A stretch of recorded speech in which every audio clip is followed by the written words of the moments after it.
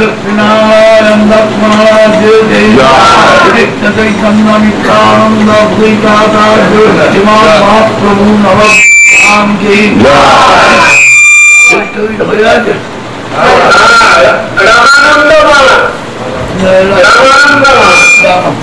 हरि जियोर मन लक्ष्मण नारायण जियोर स्वामी वेंकटेश भगवान की श्री रामानंद दुर्गमानी सीतापति रामचंद्र गिरिधारी लाल की हरिनाम माता कीर्तन भक्त मंडली शिरोल करताली भद्रगंध की बाबा ब्रह्म पुरुषोत्तम भगवान वर्मा की प्रधान विशालक्षी माई की माई की तारेश्वरी माई की भक्तिदायिनी वृंदावाई पावनी गंगावाई की ब्रह्म हरिनाम संकीर्तन भक्त मंडली की श्री राधा गोविंद जी की श्री राधारानी की जय वृंदारानी की जय नवात्मविहित अखंड हरिनाम संकीर्तन भक्त मंडली की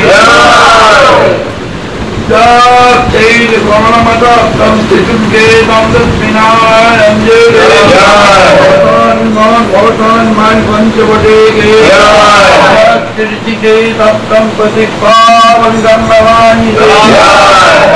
भागीरथी मान भागीरथी मानी के ब्रह्म पुरुषोत्तम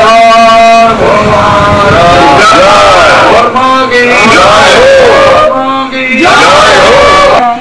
মানুষ তিনি পুরুষও বা স্ত্রী হোক তার সর্বাঙ্গীন মঙ্গল হয় এবং সর্বাঙ্গীন উন্নতি হয়, যেটা বিবেকানন্দের কথায় education is the perfection of a man. শিক্ষা হবে সর্বাঙ্গীন পূর্ণাঙ্গ একটা মানুষ তৈরি করবে। সেরকম স্বাস্থ্য জ্ঞানবিহীন মানুষ যথার্থ মানুষের ক্ষেত্রে প্রযোজ্য। অনেকে বলবেন যে স্বাস্থ্য অনেক দুর্ভেদ্য, ঠিকই তো। ধর্ম তত্ত্ব নির্ভরভাবে কোন পথে গেলে একটা মানুষ প্রকৃত আত্মার সঙ্গে পরমাত্মার মিলন ঘটাতে পারে, আর মন্ত্রমুগ্ধ যারা, তার গুণগ্রাহী যারা, তাদেরকে আমরা প্রণাম করি, শ্রদ্ধা জানাই।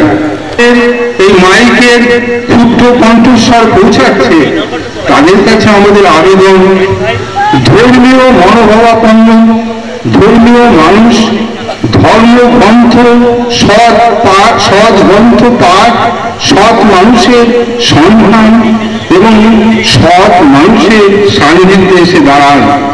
সমাজ ব্যবস্থা অনেক কঠিন, অনেক জটিল থেকে জটিলতর এসে পৌঁছাচ্ছে।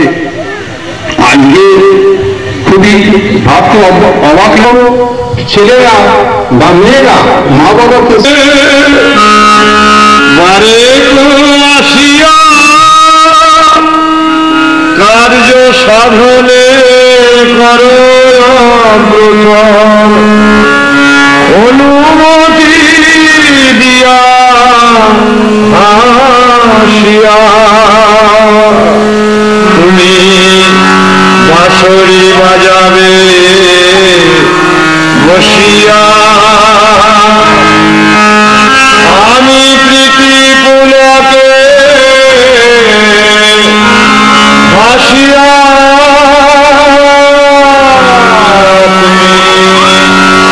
বাঁশরি বাজাবে বসিয়া,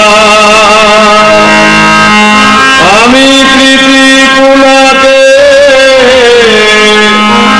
ভাসিয়া প্রাণ ভরিয়া গুরু গুরু বলি, আমি প্রাণ ভরিয়া গুরু গুরু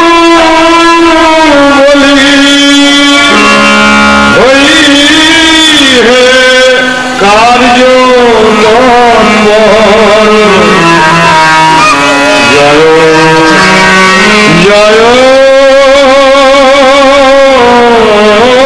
জয়। গুরুদেব বা ব্রহ্মাদি দেব বলে পুজো সিদ্ধ মন্ত্র, ওই রকম সিদ্ধ মন্ত্র সবাই জানে, কিন্তু মানে সাধারণ ভক্তরা যে প্রত্যেকে গুরু মন্ত্রটি জপ করা যায়, এটা ঠাকুর ছাড়া আর আগে কেউ দিয়েছেন কিনা স্বামীজি বলতে পারবেন। আমি যা যেটুকু জানি যে আর কেউ গুরুর নাম এভাবে কেউ দেয়। জয় গুরু, জয় গুরু। তা এই কথা যেটা বলছি, তা সেইখানে বলছে যে গুরু, যে জন্য গুরুকরণটা ইম্পর্টেন্ট। বলছে যে গুরু হলে কি হয়, কুণ্ডলিনী জাগরিত হয়ে যায়, অন্য একটা জগৎ খুলে যায়, শাস্ত্র মানা সমস্ত প্রবণতা স্পন্টেনিয়াসলি এসে যায়। এই গুরুকরণীয় সম্বন্ধে শাস্ত্রে অনেকভাবে বলা আছে। গুরুগীতাতেই বলছে যে গুরব মহাবসন্তী শিষ্য বিদ্যাপহারতা দুর্লভম গুরুদেব শিষ্য সন্তাপহার। বলছে যে বিদ্যাহরণকারী বহু গুরু পাওয়া যায়, কিন্তু শিষ্যের সন্তান হরণকারী গুরু অত্যন্ত দুর্লভ।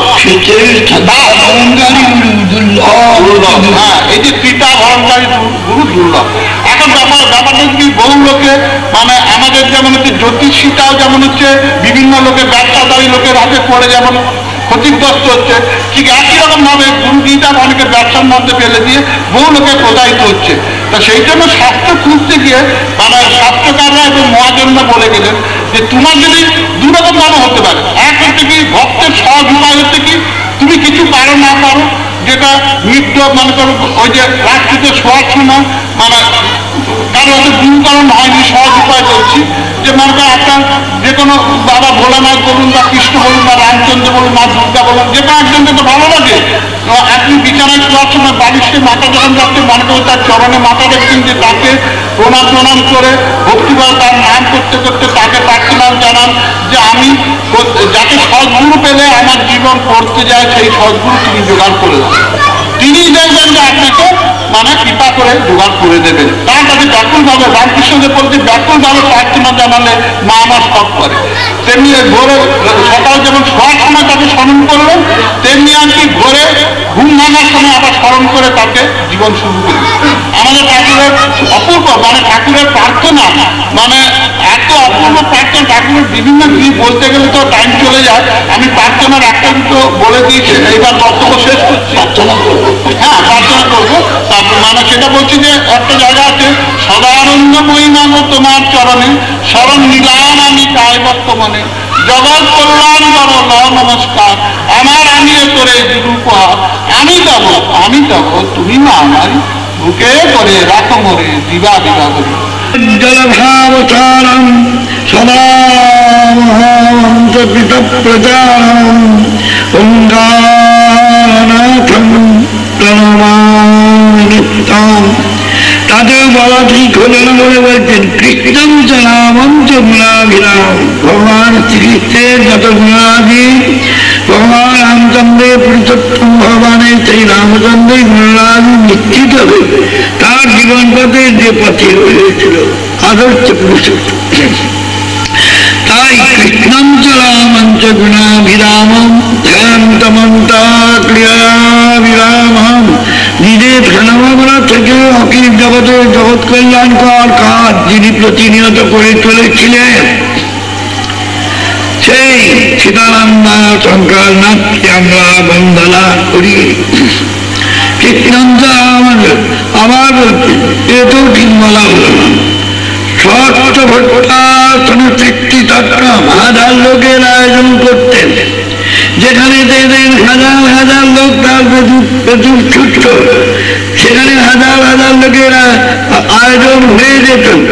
তাই বলছে ষষ্ঠ ভট্টাসন সৃষ্টি তত্ত্বম অর্থাৎ ভূতম ভূত দয়াদ্রচিত, অতি অদ্ভুত অদ্ভুত অদ্ভুত, কেমন অদ্ভুত, অতি অদ্ভুত। তাই অর্থাৎ ভূতম ভূত দয়াদ্রচিত্তম, অথচ তার প্রতি কর্মটি ছিল জগৎ কল্যাণ কর, জগতের যাতে কল্যাণ হয়, জীব যাতে স্বরূপ বুঝতে পারে। স্বরূপত জীব যে নিত্যমুক্ত নিত্য অর্থাৎ ভূত দয়াদ্র চিত্ত, অবিরত তার চিন্তাই ছিল লেখনীতে নিত্য কেমন করে করে জীব করলে সেই আনন্দময় আত্মস্বরূপে ফিরে আসতে পারি। এই নিয়েই তার চিন্তা, এই নিয়েই তার জীবন।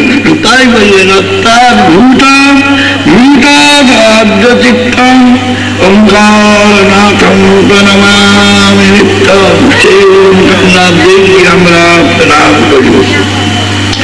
সর্বের কথা বলতে গিয়ে বলছেন প্রত্যেক সমানন্দময় স্বরূপ দৃষ্টাং না যে না প্রভুতত্ত্বজন্ম। তার আবির্ভাবকারী যারা সত্যি এতে পৌঁছতে পারেনি তাদের জীবনের ভিতর